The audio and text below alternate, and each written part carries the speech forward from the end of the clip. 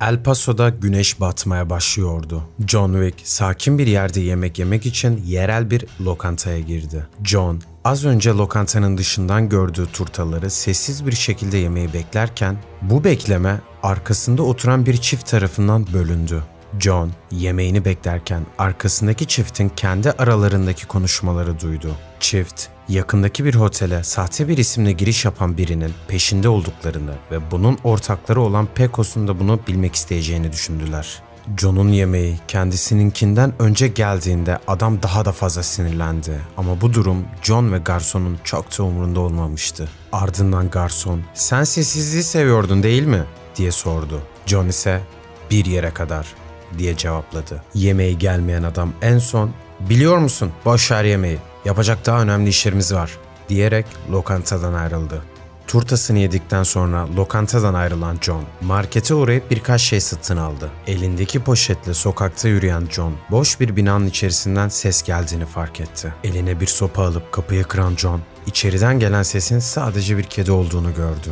Ardından kediyi besleyerek otele doğru yola çıktı. Resepsiyonist odayı anlatırken "Burası aşağıdan daha soğuk" dediği sırada John, "Bu oda sessiz, burayı sevdim" diye karşılık verdi. 12 yıl önce Kaliforniya Baja'da genç John, yetişkin 3 adam tarafından kovalanıyordu. Bu 3 kişiden biri ise John'un uyuşturucusunu çaldığı Pecos'tu. Ancak Pecos, John için endişelenmiyordu. Çünkü genç John'un hızla kaçtığını görmek onun hoşuna gidiyordu. Ancak diğer 2 adam ise Pecos gibi eğlenmiyordu ve küçük çocuğa ateş açmaya başladılar. Hatta John'un girdiği binayı yok etmek için roket atar kullanacak kadar ileri gitmiş ve binanın içindeki herkesi öldürmeye çalışmışlardı. Roket atarı ateşledikten sonra derme çatma barakalardan oluşan ve orada yaşayan insanlar çığlık atarak kaçmaya başladılar. Pecos ise kaçmaya çalışan insanları tek tek vuruyor ve kahkaha atıyordu. John'un ise duyabildiği tek şey onların kahkahaları ve silah sesiydi. Günümüze geri döndüğümüzde John uykusundan uyandı. Karşı binanın camında bir kedi oturmuş ve onu izliyordu. Birkaç dakika sonra olacaklardan habersiz Sharon, kediye yaklaştığını ve onu sevdiğini görüyoruz. Saniyeler sonra odaya eli silahlı adamlar girdi ve hepsi Sharon'a silah doğrulttu. Sharon'ın bakışlarında kendi çocukluğundaki çaresizliği gören John, "Artık sorun yok" diye mırıldandı. Adamlardan birinin kediye vurduğunu gören John sinirlenerek koltuğun minderini eline aldı ve sessizliği seven John, "Bir yere kadar" diyerek minderi göğsünde tuttu ve camdan elektrik direğine, oradan da karşı binanın camına sıçrayarak eli silahlı adamların arasına daldı. Daha kimse tetiği çekmeden gördüğü ilk adamı etkisiz hale getirdi ve silahını alıp adamlardan birine ateş etti. Sakin bir şekilde ilerleyerek teker teker önüne çıkan herkese etkisiz hale getiriyordu. Görünüşte grubun lideri gibi gözüken adam kaçmaya başladı. Bunun üzerine John onu omzundan vurdu ve silahı fırlattı. Silah adam kaçarken kafasının arkasına çarptı.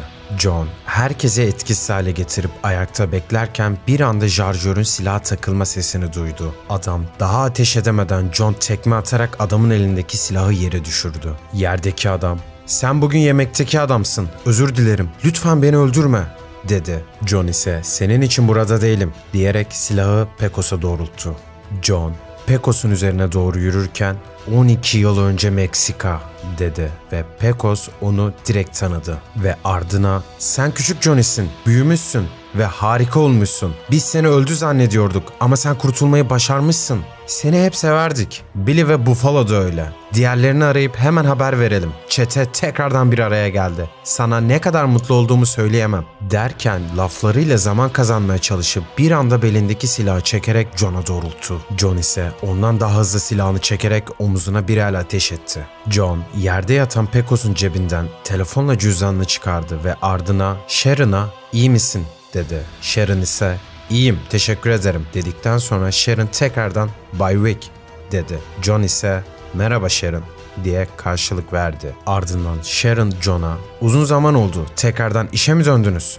diye sordu. John ise "Bu kişiseldi" diyerek cevap verdi.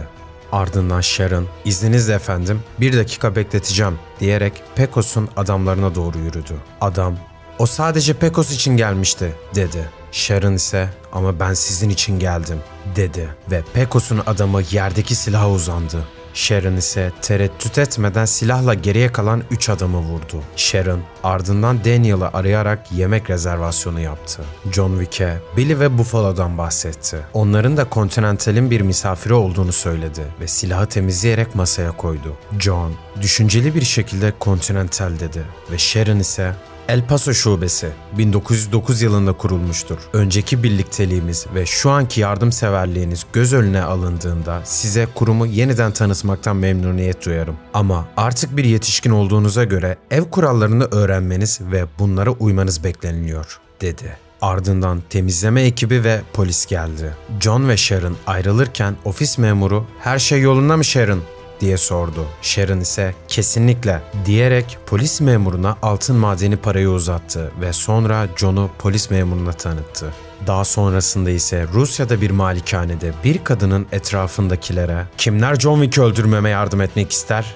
diye sorduğunu görüyoruz. Video hoşuna gittiyse beğenmeyi ve kanalıma abone olmayı unutma. Bir sonraki videoda görüşmek üzere. Kendine iyi bak.